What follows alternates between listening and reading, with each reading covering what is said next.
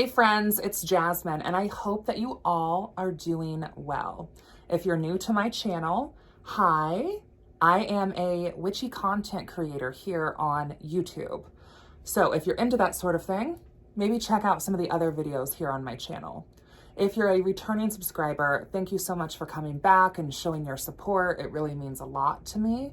And I'm excited about this channel's growth as we are wrapping up 2022. In this video, I sort of want to continue the series that I've somewhat nebulously been working on all year, which is following the zodiac and looking at the stars, constellations, planetary bodies, the energy that they sort of constitute of, and talking about ways that we can weave that into our personal practice.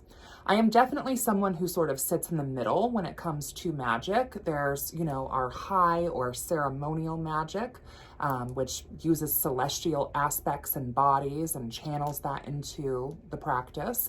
And then there's more low magic or folk magic. And low magic, high magic, they don't necessarily indicate better, worse than. It's just where the power is being pulled from. Low magic or folk magic is very much the magic of the earth, the magic of the land. It tends to not be as structured as higher ceremonial magic, because when you're working high magic, you're working more with the constellations, the heavenly bodies, and it tends to be a lot more structured. So it's really just up to your personal flavor of what resonates with you. I know people who exclusively only practice low magic and people who exclusively only practice high magic. I feel like with most things in the occult world, I feel like the truth kind of lies in the middle. And so there are times in my practice where I feel called to work more in a ceremonial fashion, but there are also plenty of occasions where like folk magic really is more appropriate than a full-on ceremony. Also, ceremonial magic requires time and more resources, more planning, in my opinion, of the actual ritual format and all the invocations that might be said, versus I find myself kind of practicing more low magic or folk magic kind of on the fly and when I feel inspired to in the moment. So I find that both of these styles of magic are really important and impactful for my practice. And I think that when I'm talking about this series and we're really looking at the zodiac, the planetary bodies, and the heavenly energies, and how we can incorporate some of those into, our practice, because this series is not about talking about people's sun signs. This series is not about natal astrology. I will say, if you're interested in astrology, I do teach a whole course on it. My Patreon link is down below. Astrology is something that can be really intimidating because it's such a big subject and there's so much to it. Of course, you're so much more than just your sun sign, right? And you have a lot of different signs. Your sun, moon, rising. You have your inner planets like Mercury, Venus, Mars, your social planets like Jupiter, Saturn, your outer planets like Uranus, Neptune, Pluto. And then you can even include more if you want to look at cardinal points, aspects, trines, squares, asteroids, etc. I mean, it can get really, really deep for sure. And I've always felt like astrology is a bit kind of like the mathematics of the witch world. And so depending on how far you want to go into astrology, that's kind of up to you. But I do think that it's really important for witches, even if you're not a practicing astrologer, I think it's really important to have kind of just like even a basic understanding of the 12 zodiac and their sort of energies, because not only do they relate to us, per our charts, but they also relate to sort of astrological seasons. And I'm a big believer that magic follows the path of least resistance and that magic kind of follows the rules of nature. Meaning, I believe if it cannot be done naturally, it is not going to be done magically. And, whatever style of magics you're choosing to weave can only be enhanced by working in alignment with the natural world, its cycles, but also as well as the cosmic influences. In planetary magic and in astrology, the sun and the moon are also considered planets. So when I'm referring to the planets, I'm including those heavenly bodies as well as the traditional planets that you might think of, like Saturn, for example, which Saturn is important to talk about because in this video, I really kind of want to take a look at Capricorn season as we are going to be approaching that here soon. So Capricorn rules what's called the 10th house.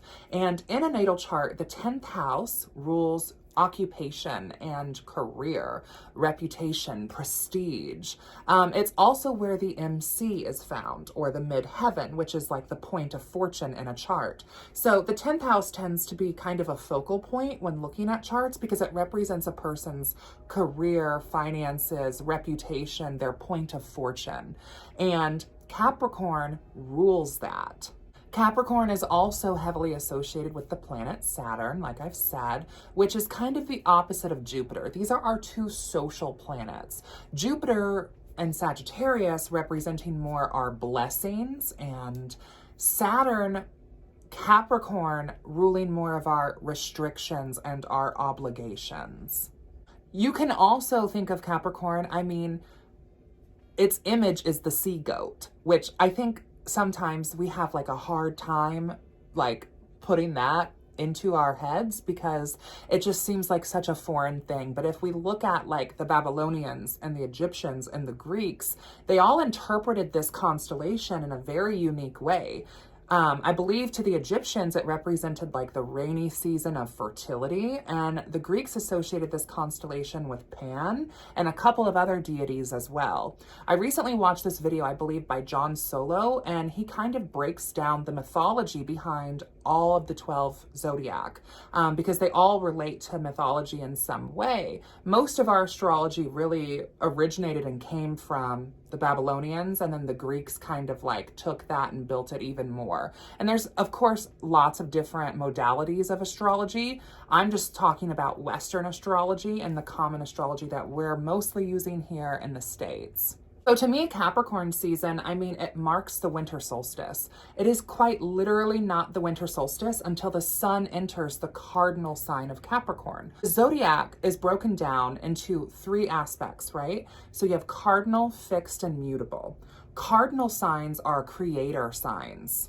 Kind of like fixed would be more preserver, mutable would be more destroyer. Cardinal is that creation sign. Cardinal signs, there's 4 of them because there's 4 elements in the 12 zodiac: earth, air, fire, water.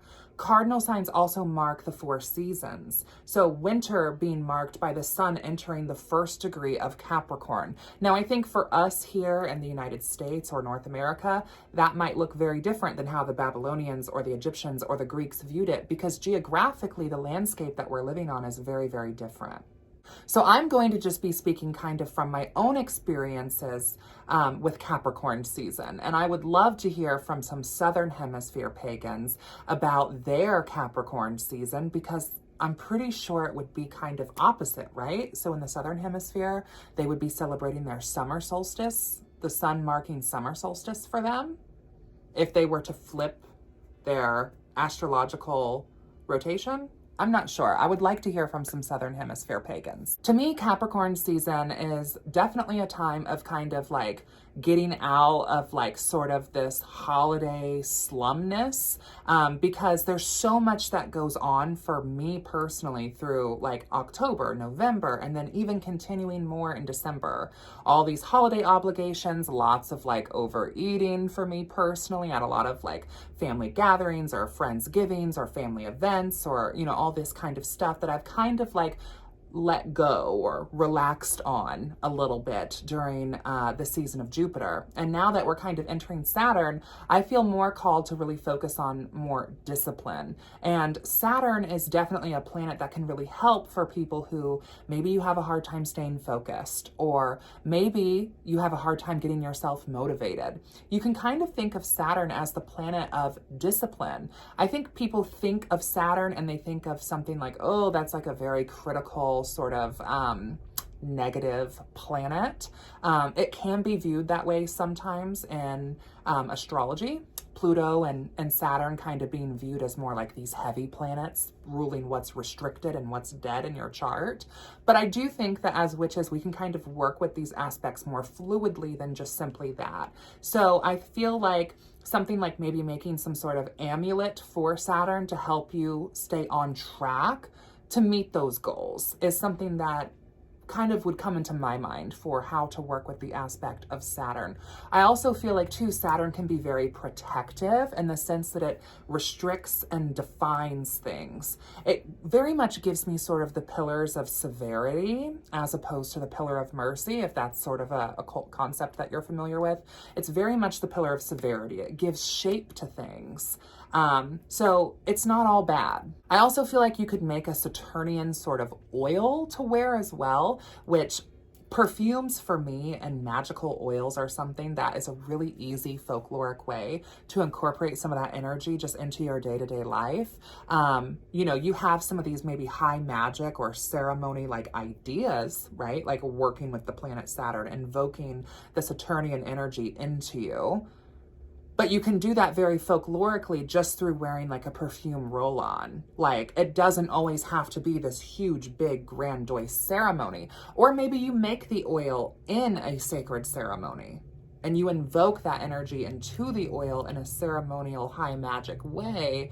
But when you use the oil, you're using it more low magic wise, where you're just wearing it and anointing yourself with it to maybe restrict and discipline yourself in order to reach your goals.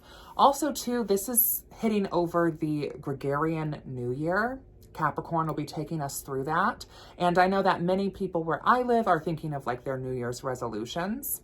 And I kind of start thinking about that more so around like Samhain, Witches Night, October 31st is when I kind of start, obviously it's like a bit of a Day of the Dead, but also to me too, it is kind of like planning for the next agricultural cycle or the next witch's year. So I make more spirit-based goals typically around then, but I still do enjoy the custom of setting New Year's resolutions, which I might do stuff that's maybe more mundane around that time.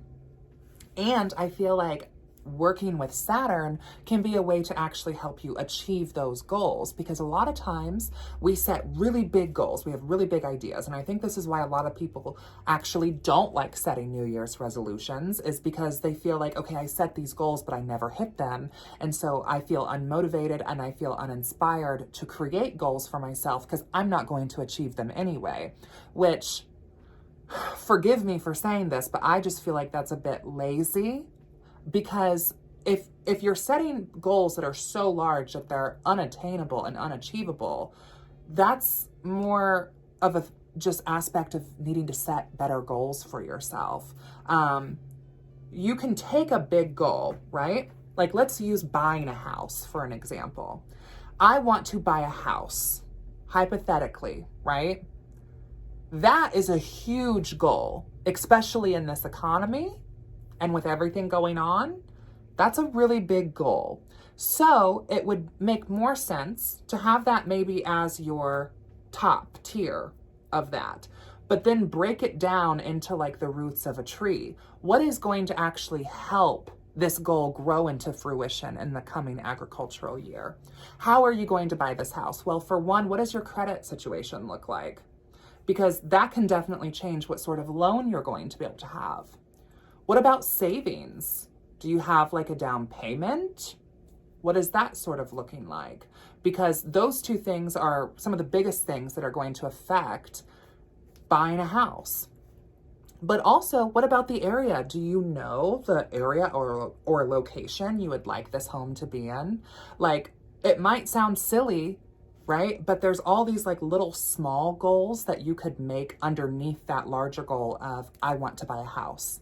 You know, if you have a general area of where you would like to live, and if you talk to a financial advisor about setting credit goals for yourself and getting yourself on track, whether you need to rebuild your credit or grow your credit more or maintain your credit, whatever your situation might be, you can talk to a professional and get that sort of financial advice. So that way, when you're setting that goal of, I want to buy a house, things are kind of coming more into alignment. And that goes with magic following the path of least resistance. If you just set a goal of, I want to buy a house, and you light some candles and work with Jupiter or work with any of the hearth goddesses, right? Of like, the home and midwifery and husbandry and all of that, and you're working with them and you're working with Jupiter and the blessings here, and you're maybe doing like a road opener spell. But if your overarching aspect that you're doing in the physical of just, I want a house, I'm willing to have a house,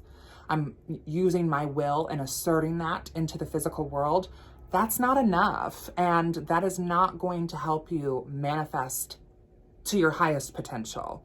So when you have a large goal, and this is, like I said, why I believe a lot of people refuse to even set resolutions for themselves. And, you know, if that's your truth, if you're someone who doesn't really want to set a resolution, go right ahead. But I think that you can set realistic and attainable goals for yourself, especially just by breaking them down into smaller, actual achievable goals. And, you know, that's also the aspect of Saturn, is Saturn is a little bit like this constrictive and tough love sort of energy. Also, there is a offensive side to Saturn as well. Saturn is something that can be used in a lot of Malefica also because it is restrictive. So discipline, you know, in the sense of positive for yourself, but you can also take Saturn to restrict maybe other people's points of fortune if that is in alignment with your will. Using it as a form of like self-discipline as a way to achieve the goals that you set for yourself will be the main way that I will likely be incorporating Saturn into my Capricorn season. I find that working with the planetary energies is something that just really speaks to me. Deity is a part of my practice as well, and that's an ever-changing sort of personal relationship I have as a devotee of the Dark Mother current. But planetary magic is something that also speaks to me because it doesn't have to be deified. And I kind of view it as like this cosmic energy that can just be tapped into, that there's a renewable and ready cosmic resource of that as priestesses and witches, we can draw down from the cosmos and into our manifestations and conjurations. And that's why looking at planetary bodies and cycles of the moon for me in my practice is very important, because I feel like that's working in alignment with the natural world and cycles of the celestial seasons. So we talked about how Capricorn is a cardinal sign. So this is also a time of creation. And I think that that also kind of goes in alignment with goal manifestation and goal setting. And I do feel that winter in general is very much a time of like rest and reflection of the past. But I do feel that preparing your seeds to be sown now is going to set you up for more success. Look at people who, you know, dabble in the horticultural arts. A lot of times they're starting seeds and, you know, midwinter, late winter indoors or in a greenhouse, because that's going to set up their harvest even more fruitfully in the coming agricultural year by starting that stuff indoors early. And so I feel like what your goals are for the coming year, kind of getting those more organized. I'm not saying starting the process necessarily during winter, and I'm not saying starting the process during Capricorn season. I'm saying kind of marking the path of succession during Capricorn season. Like we talked about with this buying a house goal, right? Like working on credit, figuring out the location, getting money together for a down payment.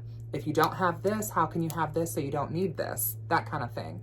And you can take that aspect of buying a house and replace that with any goal. Buying a car, you know, maybe you need transportation for your family. How are you going to get this new car? Lighting a candle and just saying, I want to buy a car is not going to put a car in your driveway. And I feel like I shouldn't have to say that. And I hope I'm not coming off super condescending by talking about this, but this is definitely something I see on TikTok a lot that's very aggravating. It's this unrealistic expectation out of magic. And when new practitioners come into it and they think that this is the reality and they attempt to practice that and nothing manifests, it completely turns them off of the path of the craft. And I think that's really unfortunate. I also just feel like I'm channeling a lot of Saturnian energy right now. I feel like I'm being overly critical, and I apologize, but let's just be for real. So in a nutshell, I would say that working with Capricorn, to me, I would translate that as weaving with Saturn and conjuring with Saturn.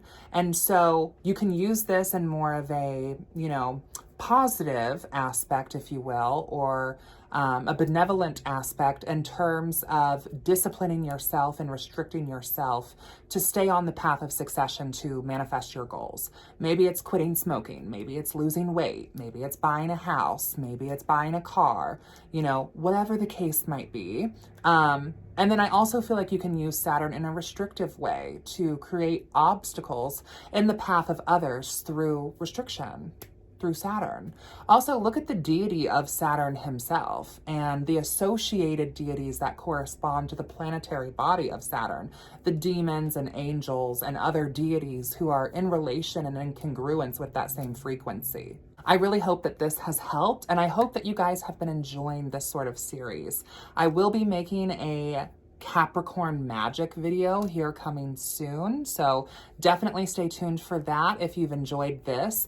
And also too, let me know what you think of this series as a whole. We're on 10 now out of 12, so we only have Aquarius and Pisces left, which is kind of crazy to think that we've stuck with this long. That's very Saturnian, by the way, that sort of routine and practicality. Until next time, blessed be, and I'll see you in hell.